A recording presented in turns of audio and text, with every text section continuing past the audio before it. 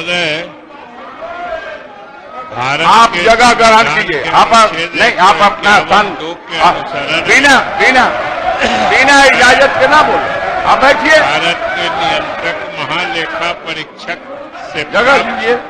बिहार सरकार का 31 मार्च 2019 को समाप्त हुए वर्ष 2018-19 के स्थानीय निकायों पर वार्षिक तकनीकी निरीक्षण प्रतिवेदन एवं 31 मार्च 2021 को समाप्त हुए वर्ष 2020-21 के प्रतिवेदन, राजस्व प्रक्षेत्र बिहार में सतही सिंचाई योजनाओं के परिणामों पर निष्पादन लेखा परीक्षण प्रतिवेदन, खनिज प्राप्तियों के मूल्यांकन एवं संग्रहण में प्रणालियों एवं नियंत्रणों पर निष्पादन लेखा परीक्षण प्रतिवेदन तथा निष्पादन एवं अनुपालन लेखा परीक्षा प्रतिवेदन को महामहिम राज्यपाल बिहार की अनुमति के आलोक में सदन पटल पर रखता हूँ। बिहार विधानसभा की प्रक्रिया तथा कार्य संचालन नियमावली के नियम 238 के उपबंध के अनुसार लोक लेखा समिति का प्रतिवेदन यथा समय सदन में उपस्थापित किया जाएगा। प्रभारी मंत्री वित्त विभाग। अध्यक्ष महोदय, मैं प्रस्ताव करता हूं कि भारत के नियंत्रक महालेखा परीक्षक से प्राप्त बिहार सरकार का 31 मार्च 2019 को समाप्त हुए वर्ष 2018-19 के स्थानीय निकायों पर वार्षिक तकनीकी निरीक्षण प्रतिवेदन एवं 31 मार्च 2021 को समाप्त हुए वर्ष 2020-21 के प्रतिवेदन, राजस्व प्रक्षेत्र बिहार में सतही सिंचाई परियोजनाओं के परिणामों पर निष्पादन लेखा परीक्षा प्रतिवेदन, खनिज प्राप्तियों के मूल्यांकन एवं संग्रहण में प्रणालियों और नियंत्रणों पर निष्पादन लेखा परीक्षा प्रतिवेदन तथा निष्पादन एवं अनुपालन लेखा परीक्षा प्रतिवेदन को बिहार विधानसभा के समक्ष रखे जाने के पश्चात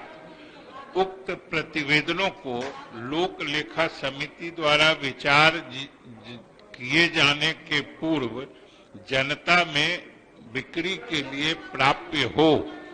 प्रश्न यह है कि भारत के नियंत्रक महालेखा परीक्षक से प्राप्त बिहार सरकार का 31 मार्च 2019 को समाप्त हुए वर्ष 2018-19 के स्थानीय निकायों पर वार्षिक तकनीकी निरीक्षण प्रतिवेदन एवं 31 मार्च 2021 को समाप्त हुए वर्ष 2020-21 के प्रतिवेदन, राजस्व प्रक्षेत्र बिहार में सतही सिंचाई परियोजनाओं के परिणामों पर निष्पादन लेखा परीक्षा प्रतिवेदन, खनिज प्राप्तियों के मूल्यांकन और संग्रह में प्रणालियों और नियंत्रणों पर निष्पादन लेखा परीक्षा प्रतिवेदन तथा निष्पादन अनुपालन लेखा परीक्षा प्रतिवेदन को बिहार विधानसभा के समक्ष रखे जाने का पश्चात उक्त प्रतिवेदनों को लोक लेखा समिति द्वारा विचार किए जाने के पूर्व जनता में बिक्री के लिए प्राप्त हो। जो इस प्रस्ताव के पक्ष में हुए हाँ कहें, जो इस प्रस्ताव के विपक्ष में हुए ना कहें। मैं समझता हूं कि पक्ष में बहुमत है, प्रस्ताव स्वीकृत हुआ। प्रभारी मंत्री वित्त विभाग। अध्यक्ष महोदय, मैं बिहार राजकोषीय उत्तरदायित्व एवं बजट प्रबंधन अधिनियम 2001 के अंतर्गत वित्तीय वर्ष 2021-22 के उपलब्ध प्रतिवेदन पुस्तिका की बहुत अध्यक्ष देखी होंगी, लेकिन वैसा अध्यक्ष नहीं देखी होंगी जो नियम कानून के तहत विधानसभा को चलावे। आप बैठिए, आपको ज्ञान ही कितना है। प्रभारी मंत्री वित्त विभाग।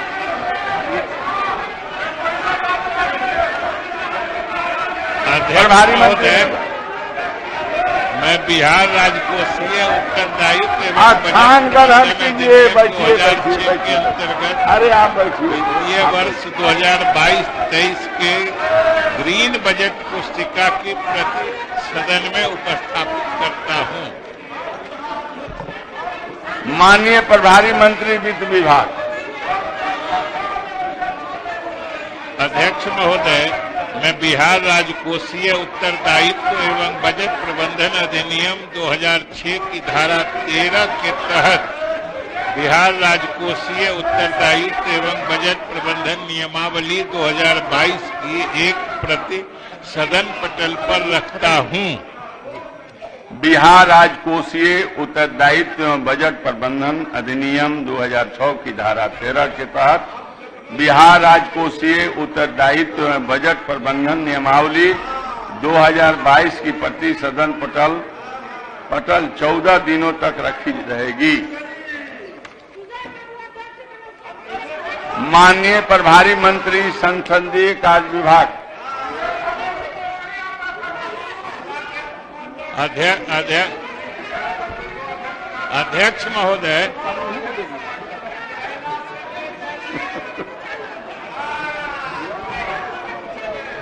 अध्यक्ष महोदय, मैं बिहार विधान मंडल, अरे सब लोगों के पेंशन और तनख्वाह वाला बात है, इसको तो ध्यान से सुन लीजिए।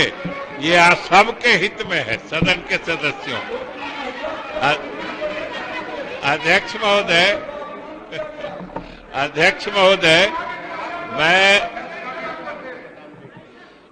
महोदय, आप मेरी तरफ देखिएगा तब ना हम पढ़ेंगे।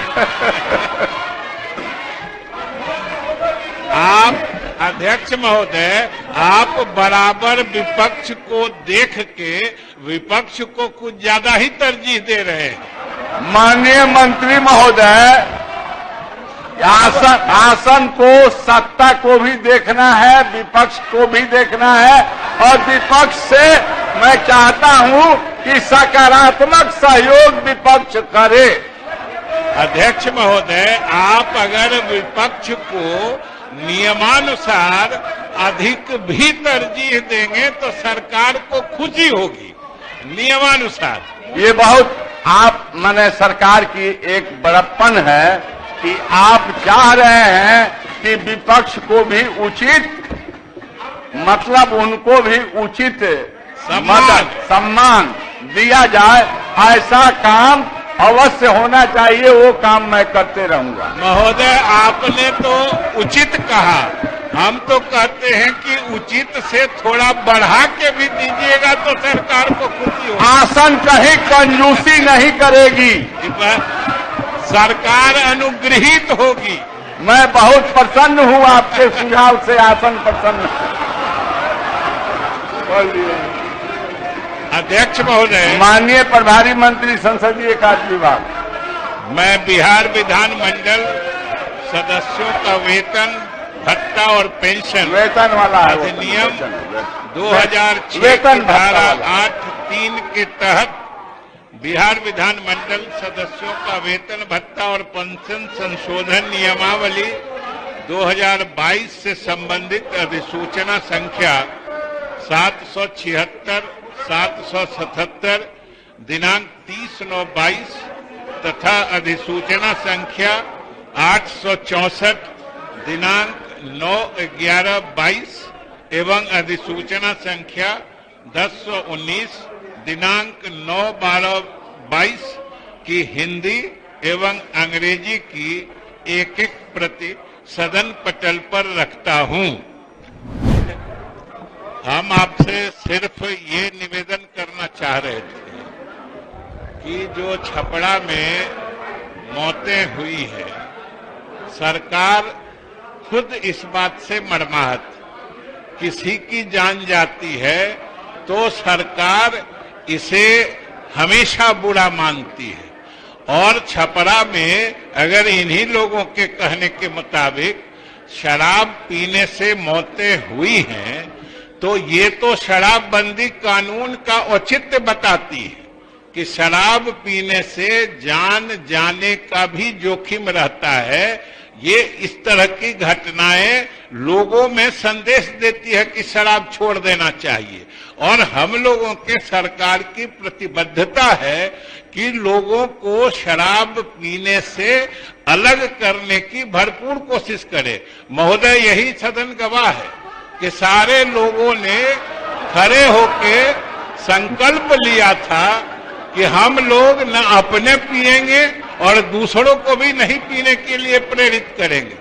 और सबसे बड़ी बात है अध्यक्ष महोदय, सबसे जो दुखद पक्ष है कि हम लोगों ने अखबार में पढ़ा है, मीडिया के माध्यम से, जो इनकी टीम गई थी, भाजपा के विधायकों की टीम गई थी, और हम लोग सरकार की तरफ से निमंत्रण दे रहे हैं, आमंत्रण दे रहे हैं, जो आपके द्वारा अगर जांच के क्रम में किसी व्यक्ति, किसी पदाधिकारी की संलिप्तता इस कांड में पाई गई हो या आपके जानकारी में आई हो, आप सरकार को सूचना दीजिए।